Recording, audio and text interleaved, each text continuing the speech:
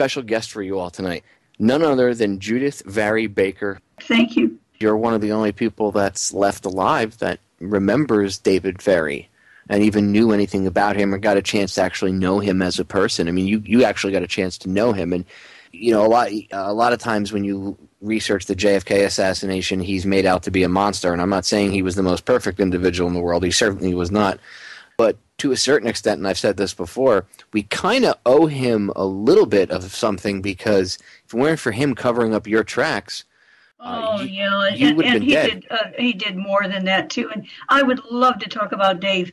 There are two other people. I think Mel Coffey is still alive. He's never wanted to get interviewed. And Elvin Boboff certainly is still alive, the last I knew. And recently, Elle came out, and I have the documents for it, because it was always claimed, well, nobody had any mice in David's apartment in 63. That all happened when he was living at Vinette Street, 209 Vinette. That's just, when he had at least 2,000 mice. And we have a witness that's come forth and described other animals he had there as well, and how frightened she was. Her parents were so concerned that she not even walked past where David Ferrie lived. They were so frightened of him. So there are things like that going on. But Boboff said that he had seen mice in David's apartment, and Boboff didn't even know David when David had all the mice in the net. So we have that just came out on November 15th, 2013, in an interview. I just hope that people, when they read the book, the one thing I hope they do is not to skip around, because the book is built from premise to premise to premise. You know, it's a foundation is laid, and then everything. One person was asking me questions. I said, "Well, wait a minute, haven't you read the book?" Well, he said, I've skipped around, and I said, "You can't do that, because everything is linked. It was constructed that way so you could understand what happened and how it happened." And it builds and grows, and you'll realize the tension and that we suffered under. We really did suffer, that summer, and because of everything, all the forces. They're just dark forces, and they surround you, and they fill the day, and they weigh upon you. You know that you're trying to kill people, and these people don't care about you either. Jack Ruby said, they injected me, with cancer. They're going to, and then 28 days after he was diagnosed, he died. And I believe that was the exact gestation time for the cancer that you have. That's exactly right. Yeah. At least for at least one other client, we called them clients, prisoner. So anyway, we're about David Ferrie being a very controversial person, and unfortunately he has been misrepresented a lot. First of all, his good friends and buddies are not about to tell the FBI, "Oh, this is a horrible man." No, you'll hear that he's a patriot and everything. Well, he was. David Ferrie is the most fascinating person, and since I knew him personally, it was easy for me it's especially easy sorting out the truth and what is not true about David, just as it was about Lee.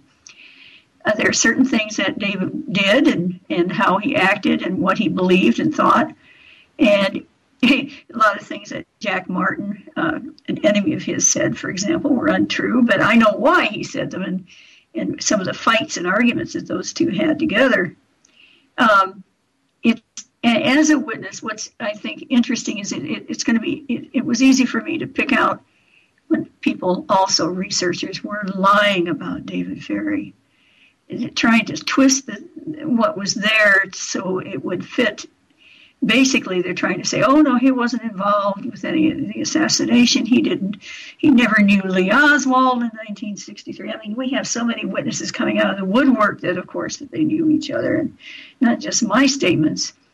But as I went through all the information that was published, Popeye, what I really noticed is that only one man was really giving this information out. Most of it was a compilation of what had already been put out there by the House Select Committee on Assassinations, HSCA, and so on. But we had a couple. We have one person who's a David Ferrie expert. Unfortunately, he's supposed to be neutral, but at least some newspaper articles came out, and he told them that he believed Lee Oswald killed Kennedy. Well, that's a heck of a neutral position to take. What I did notice is that we have, well, others too. We have A.J. Weberman, who's done some really good work on interviewing people who knew David and could report on him. But we're talking about people who hated him or who loved him, and you couldn't be neutral about David Ferrie unless you just didn't know very much about him at all. But what I recognized in him, and which the HSCA said that David Ferrie did not have an extensive education. And so I've made a list. I knew better, but I've made a long list. The book will tell you not only everything about David, but it'll also tell you what his beliefs are and how he became who he was, how it happened. One of the things that he had told me that I didn't realize had not been ever published or known about was that he had been sexually abused by priests. And how he got over it once, and how a priest helped him and taught him the organ and helped him to trust priests again, and then he decides to go and enter a seminary, and he's sexually abused again in the seminary. And he has 2 nervous breakdowns over just that. But even the term nervous breakdown is a misnomer, and it's used way too much with David Ferrie. It's the Ferrie expert I'm talking about, I think, says he's had a nervous breakdown 4 or 5 times. And the whole idea of a nervous breakdown is that you are so depressed and you're so unable to function, and maybe you're having some other mental problems too, but that you simply can't go on with your lifestyle. Well, that's not David Ferrie for the most part, except for those 2 incidents. I don't see any evidence. I see a frenetic life. I see a man who suffers and who struggles with his inner demons, a man who wanted to do the right thing so much and did the wrong thing over and over again. You know, he gave scholarships to young boys to go into seminaries or to go into college, paid their college education, never told anybody. He would pick up a tramp who couldn't get home and maybe in New Orleans, and fly him all the way to Dallas for free. He did some really nice things for people. And yet there's this other side of him where he is seducing 15-year-old young cadets. And he can't help himself, he says. Well, I beg to differ.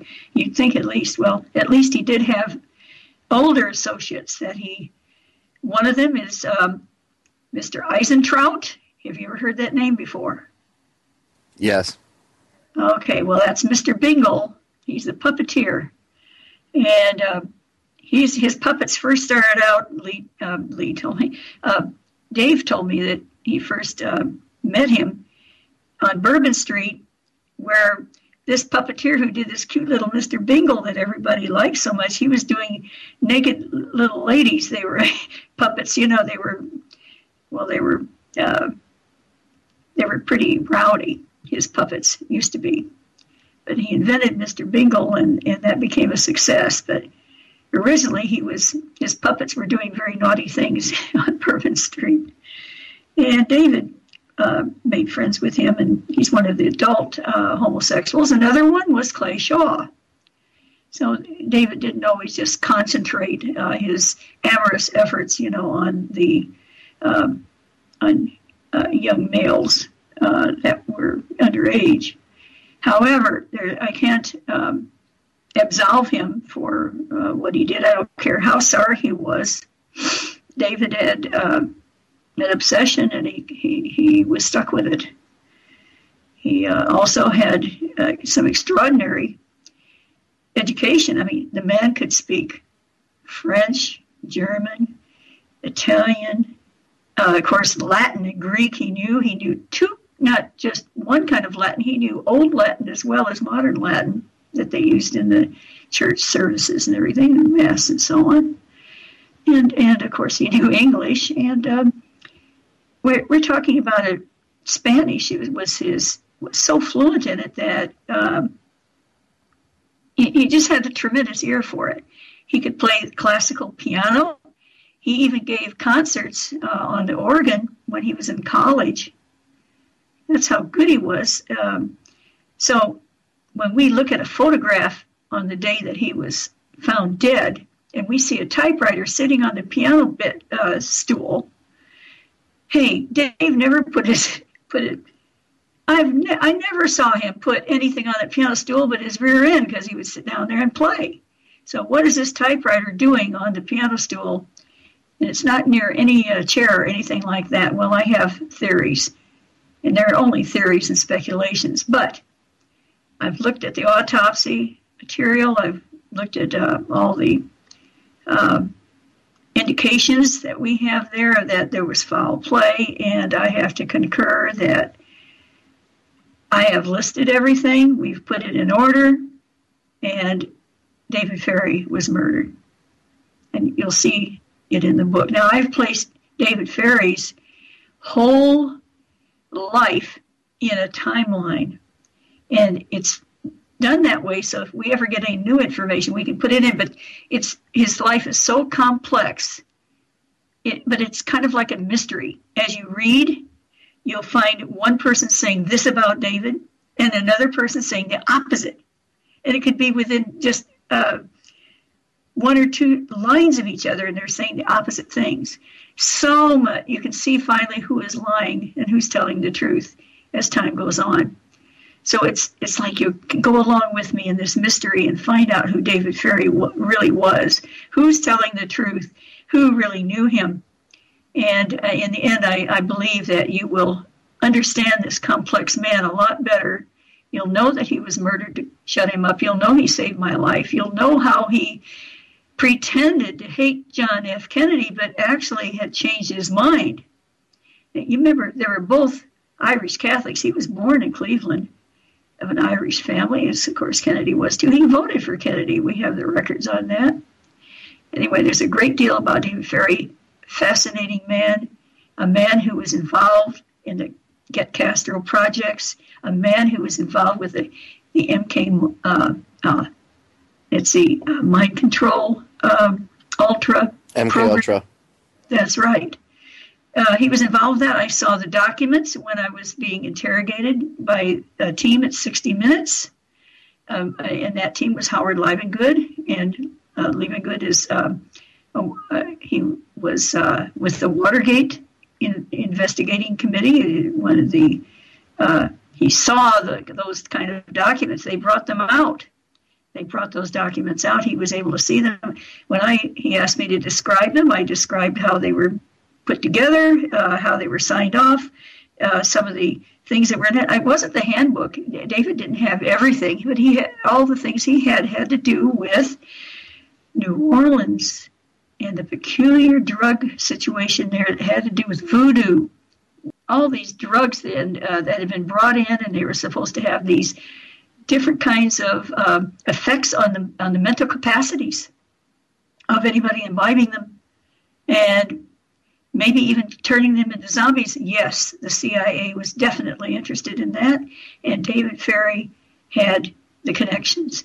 You'll see it all in the book. So I just wanted to bring that up and give you a little bit of insight on the book and the exciting life that he led, and how I got to meet him and what that meant. Where can they get the book? Over at Shrine Day? Well, no, not yet. You can right now. It's you can pre-order it from Amazon. The book has come out. Me and Lee has come out as an ebook, of course, on Kindle. And by the way, it's being turned right now into an audiobook. So that'll be out in a few months. So people can listen to it while they're driving. I hope they don't get in an accident. Stone brought it up in the movie, the whole mice in the cages thing in the apartment, which I actually, with Chaplain McHenry, him and I, we did the whole Dr. Mary's Monkey Tour. he calls it, and we went all over the place. And we went to David Ferrie's old apartment, and you could see where the entrances were and everything else, and where the mouse house. We never used the front. We always went through the back. Yep. Now that used to have, they have it up again, but it had chain link fence that was gone for years, but it was there way back in the '60s, and now it's back. Last time did you see the chain link fence anyway? Yep. I think it does in the front now. They didn't have chain link in the front yard before. Anyway, they had it on the side yards and everything. What I think is interesting is that a little further down the street, if you went to the mouse house, if you went behind, I don't know whether you actually went down the drive and went behind, but in 2003, when Nigel Turner and I were there, when we were there was an incinerator that was still there in the back. And of course, they had to take those dead mice away, the ones that had the tumors removed. They had to incinerate them. Over at Dr. Vary Sherman's, that was not possible. And it looks like Lee and an individual whose name, Juan Valdez, of all names, Juan Valdez and Lee were apparent flushing stuff down the toilet for over and over and over again. Well, it sounds to me like they're flushing the mice down the toilet over there. Because she had to keep some backup mice. We always had a fear of contamination and all that. Juan Valdez, by the way, is a round-faced Latino who loved to grow orchids and who was the first one to report he saw smoke coming from Mary's apartment, and it was 5 o'clock in the morning. He sees smoke. You know what he does? He doesn't call the fire department. He calls the police. By the way, he's an employee of the trademark. Yeah. I saw Mary Sherman's apartment, too. Yeah. They killed her. They killed her at the property. This is what I know Ed Haslam postulates. They killed her with the particle accelerator, which I have to agree with him. They killed her with the particle accelerator because there's nothing else that could have caused that much current to literally vaporize her entire. Ladies and gentlemen, you can't see the picture, but I can tell you, I can see Mary Sherman's face now in my head from the picture I saw. Okay. Yeah, I don't think you'll ever forget it. You can't forget it once you've seen it. No, she was electrocuted. I know in fires muscles constrict because I was a firefighter. I've pulled dead people out of buildings before, but trust me when I tell you that this woman was electrocuted, and I mean her one whole arm was vaporized, and Ed Haslam postulates that they rigged it up so that it would. The electrocution or whatever. This very same day that the Warren Commission came to New Orleans to get testimonies. And you know who stepped up to give the first testimony? Dean Andrews. He's sure going to tell them the truth. The emissary of Carlos Marcello. But it's interesting that what he did say, and a lot of people don't know, he comes out and says right away, he says, look, I worked with ordinances. I worked with guns and weapons and things. I used to do that stuff. And he says, Lee Harvey Oswald was a patsy. And he continued his whole life to say so. And he, of course, knew Lee. And I even met Dean myself with Lee briefly, very briefly. And Dean also, he knew who Lee really was. He's the one, when I came with those trimmed flyers, and Lee had asked me to keep some back because he knew the rest would probably be destroyed when he was there on Canal Street. I come with these trim flyers. I trimmed some of them and gave them to Dean Andrews. He put them right in his briefcase. And it's stacked about 5 inches high. I mean, it's a bunch of them. So, I mean, he stuffed them in his suitcase or briefcase. And here we have Carlos Quiroga. He shows up at Lee's apartment there at Magazine Street at 4905, and Mrs. Garner saw him, and the Warren Commission tried to say, oh, he just had a couple of them, right? Just a couple of those flyers. No, she said it was a stack of them. Well, of course, Dean Andrews is not going to show up at Lee Oswald's apartment, but so he sends Carlos Quiroga over there, and just so he can talk to him and all that. No, Lee had to get him back. How is he going to get him back? Well, that's how it happened. That's how he got him back. Judyth, cancer. Well, you know, I just wanted to say that I appreciate so much the opportunities. When we first talked, I thought I would never probably be able to talk to you again. But security people have helped me so much to have, you know, access to their computers, to have safe passage from city to city, things like that. And so I'm able to speak, and I didn't know I would. So I know, like one of you said, here's the last one before 2013, you know, and it's just like a miracle. And I didn't get hurt either. Now, in 2012, when I came, I paid a professional bodyguard, you know, to be with me. Yeah, tell the audience where you got your first batch of mice from. Well, Fred Langford of the Palmetto Bank in Palmetto, Florida, Palmetto National Bank. By the way, he was later indicted for corruption. But anyway, Mr. Langford was in contact with the Rockefeller Foundation and found out that the Rockefeller Foundation supplied hundreds of thousands of mice for different experiments. And the Rockefeller Foundation sent me my mice, my first batch of mice. So they have their fingers in a lot of pies.